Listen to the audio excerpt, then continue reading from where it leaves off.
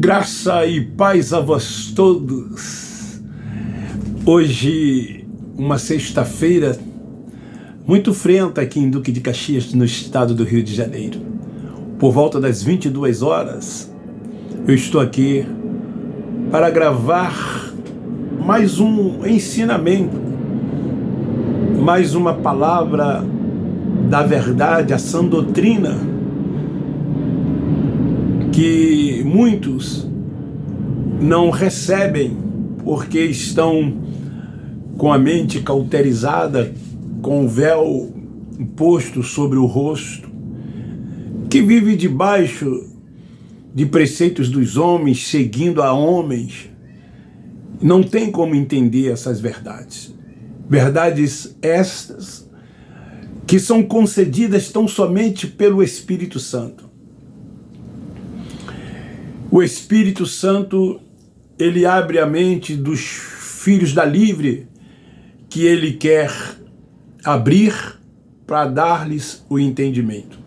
Nem todos terão esse entendimento. Eu quero hoje falar acerca da adoração. E o tema é: adorar para os religiosos é ir ao monte, ao templo, jejuar, orar e seguir preceitos e tradições dos homens. Para os religiosos, principalmente os evangélicos, adorar é isto. Não existe para eles adoração sem essas coisas. Tem que ter templo. Eles não abrem mão do templo para adorar a Deus. Tem que ter montes. Tem que jejuar, tem que orar, fazer petições e seguir os preceitos e as tradições dos homens. O apóstolo Paulo, escrevendo aos Filipenses, no capítulo 3, a partir do versículo 1, ele fala acerca da alegria que aquele que tem o entendimento tem. Então ele, se dirigindo aos irmãos ali em Filipe, ele diz: acautelai-vos dos cães. O profeta Isaías, lá no capítulo 55, ele diz acerca dos cães gulosos. E vocês sabem quem são esses cães gulosos.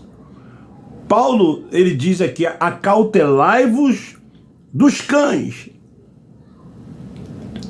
Prosseguindo, ele diz: acautelai-vos dos maus obreiros.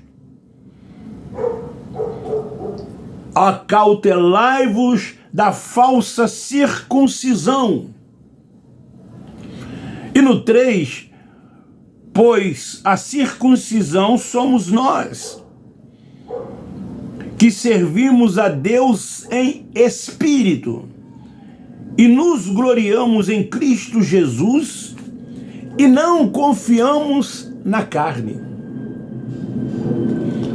Muitos ainda não sabem o que significa adorar a Deus em espírito e em verdade. Eles até falam que adoram a Deus em espírito, mas eles não sabem o que é adorar a Deus em espírito e em verdade. Lá no capítulo 4 de João, quando o Cristo Nazareno, nos dias da sua carne, encontra com a mulher samaritana, ela se dirige a ele dizendo: olha, os nossos pais adoravam nos montes, e os judeus em Jerusalém, se referindo ao templo de Jerusalém. Jesus não a refutou, mas se dirigindo a ela, ele disse: mulher, chegará dias, ou virá dias, que os verdadeiros adoradores, se ele disse que viria dia em que os verdadeiros adoradores, ele quer dizer que existem muitos que se acham adoradores de verdades que não são, porque não adoram o Pai em espírito e em verdade, mas adoram desta forma, com ritos, com liturgias, com cerimoniais, debaixo de uma suposta autoridade dos homens. Tem que ter um homem para que possam adorar. Tem que ter um ajuntamento para que se possa adorar. Não é desse tipo de adoração que existem hoje dentro desses lugares que eles chamam de igreja, que é adorar o Pai em espírito e em verdade. Nota que a mulher disse, os nossos pais adorar nos montes.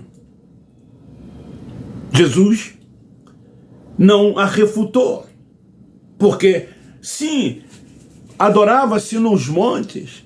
Quando ela se refere que os judeus em Jerusalém, ele também não a refutou, porque o templo era, sim, o lugar de se adorar. Os judeus deveriam frequentar o templo.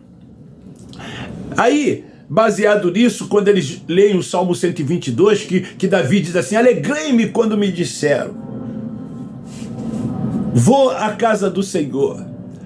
Quando eles leem em Salmos 27:4, quando diz lá que uma coisa buscarei, para que eu possa morar todos os dias da minha vida no templo, para aprender do Senhor lá.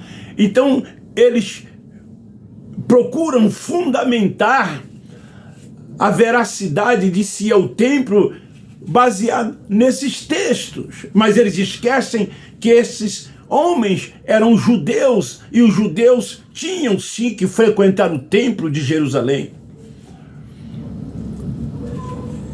Havia sim cerimoniais nos templos, fazia parte do conjunto de doutrina, conjunto de leis do Torá. Então, essa mulher ouviu do Cristo Nazareno que dias viriam, que o Pai seria adorado em espírito e em verdade, porque ele é espírito, Deus é espírito. Então, para os religiosos também nos dias do Nazareno, era ir ao monte, era ir ao templo, jejuar, orar, seguir preceitos e tradições. Então os religiosos acham que para adorar a Deus tem que ter todas essas coisas. Como essas coisas é adorar a Deus em espírito e em verdade? Como? Se adora a Deus tendo que seguir todas essas coisas? Em verdade, é conhecer a palavra. Quando ele disse em verdade, é conhecer a sã doutrina. Quando ele disse em verdade, é conhecer a palavra da graça reveladora, que foi dada a Paulo pelo Cristo ressuscitado, como a única verdade para a nova aliança. Sem essa revelação dada pelo ressuscitado Paulo, não há o entendimento da nova aliança, que é eterna para sempre. O evangelho da graça, revelado a Paulo, é a verdade para essa nova aliança. No período transitório, haviam dois evangelhos, os dos apóstolos, chamado da circuncisão, e o da graça, chamado da incircuncisão. Está lá em Gálatas 2. O evangelho que não tem compromisso com a religião judaica. O outro tinha com a religião judaica. Esse evangelho ainda é pregado dentro dos templos religiosos. É esse evangelho que se ensina dentro das sinagogas. É o evangelho do Cristo Nazareno, que era para os judeus. Eles continuam seguindo este evangelho. Então Paulo, nos seus dias, tinha uma dificuldade muito grande, porque os que vieram do judaísmo para o evangelho da graça, eles traziam consigo todo aquele conceito do judaísmo. E é isso que os religiosos também continuam fazendo. Vinham para a fé cristã, mas vinham na prática da lei. Eles não abandonavam a lei. E Paulo disse para eles: o fim da lei é Cristo. Por que que vocês permanecem aprisionados debaixo da lei? Por que que vocês continuam seguindo os ritos do judaísmo? Se ele cumpriu toda a lei, se ele disse tetelestai, por que continuam seguindo a lei, uma vez que ela já havia sido cumprida? A visão de Paulo com o evangelho da graça alcançou os gentios. O da circuncisão era apenas para o mundo de Israel, e o da incircuncisão para todos, inclusive também os judeus que vinham para essa fé cristã. Mas deveria vir sem preceitos, sem cerimoniais, sem rudimentos da lei de Moisés, porque essa lei já havia sido cumprida pelo Cristo Nazareno. Para que também os judeus fossem livres e não continuassem vivendo debaixo da lei. Cartas aos Hebreus. Os religiosos hoje não entendem que a graça mostra que não há mais necessidade alguma de viver debaixo dos rudimentos algum. A graça diz isso, mas eles não conseguem enxergar a diferença do evangelho que se prega dentro desses lugares para esta visão que é revelada pelo Espírito Santo. É uma visão totalmente diferente dessas que nós encontramos dentro dos templos religiosos, que um dia nós também lá participamos.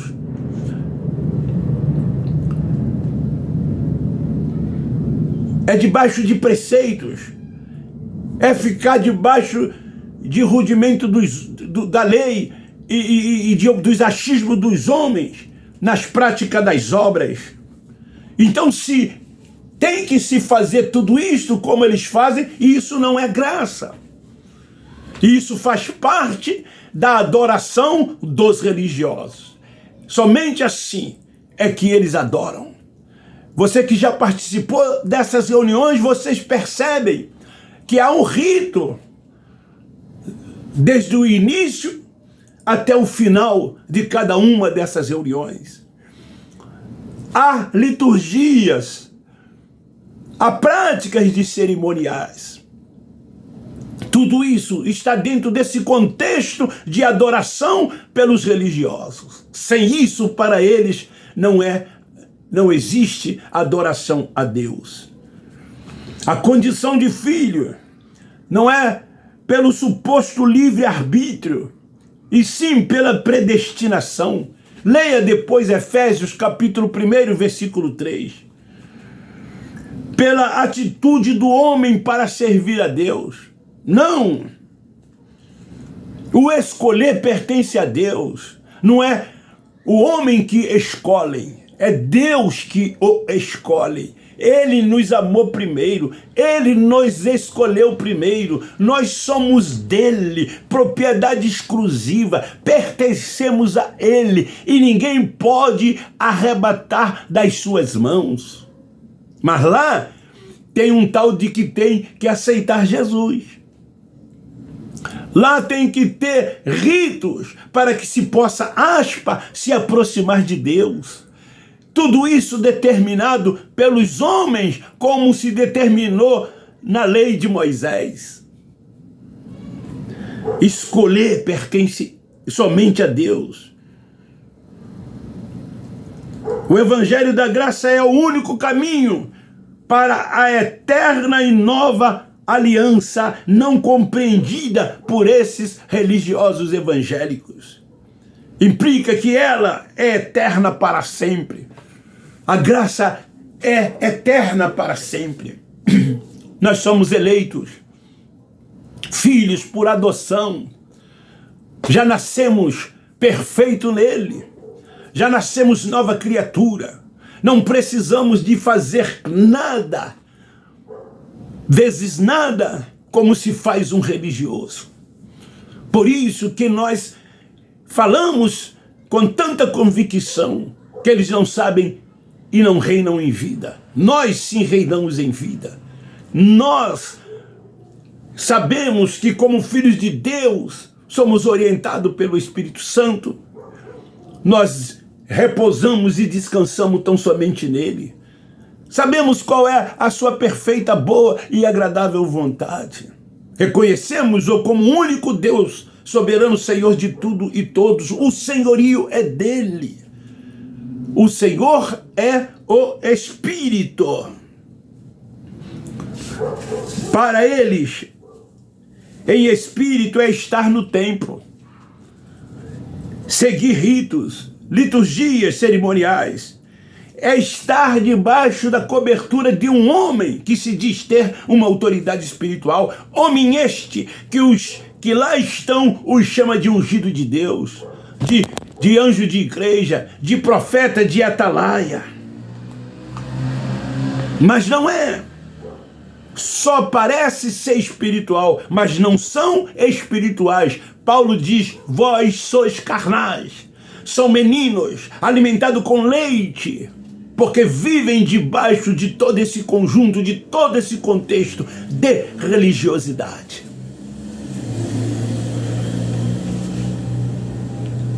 É um secretismo que existe dentro desses lugares. O que é secretismo? É a mistura de lei e graça. E se há lei, não há graça. Se tem obras, não há graça. Se tem rudimentos, não há graça. Se tem cerimoniais, não há graça. A graça é o oposto da lei. Então é um secretismo, é uma mistura de lei e graça dentro desses lugares. Na verdade, em Jesus e Moisés que eles estão. Em Jesus e Moisés. Visão da circuncisão. O que eles ensinam, o que eles praticam, o que eles vivem. Visão da circuncisão. E Paulo diz aqui, escrevendo aos Filipenses, capítulo 3, versículo 3. A circuncisão somos nós, que servimos a Deus em espírito. Circuncisão para os judeus era a lei, eram chamados eles de circuncisos. Para nós, circuncisão é Deus em espírito. A graça que serve em espírito é a circuncisão espiritual da mente, é a circuncisão espiritual no coração. Era isso que Paulo estava dizendo aos irmãos de Filipe. Nos gloriamos tão somente no Senhor. O falso arrebatamento é um grande engano da religião. Essa falsa adoração é um grande engano da religião. Essa adoração que eles praticam dentro dos templos religiosos não tem nada a ver com o que Jesus disse à mulher samaritana. Não tem nada a ver com o que Paulo, o apóstolo da graça, disse aos irmãos ali em Filipe. Graça eterna. Deus é espírito. E a adoração a ele é em espírito e em verdade. Verdade, vou repetir, é a sã doutrina, é a palavra que liberta. Essa é a verdade. Sem essa verdade, não há adoração em espírito. Então fica aí esta palavra. Fica aí este ensinamento. O seu culto a Deus, daqueles que são espiritual, é racional. O nosso culto a ele é racional. Não esse culto, aspas, que eles fazem dentro dos templos, que precisam de tudo aquilo que eu disse para que eles venham entender a adoração a Deus tem que ter monte, tem que ter templo, tem que ter jejum, tem que ter oração, tem que ter preceito, tem que ter tradições dos homens. Sem estas coisas, para os religiosos, não há adoração. Quando a verdade é totalmente oposta, é totalmente contrário. Deus é espírito, é Pai dos espíritos, e nós o adoramos em espírito e em verdade. Um beijo no seu coração, um forte abraço, divulgue e compartilhe, me ajude a fazer o canal crescer. Eu termino dizendo, nós da graça de Deus, amamos vocês.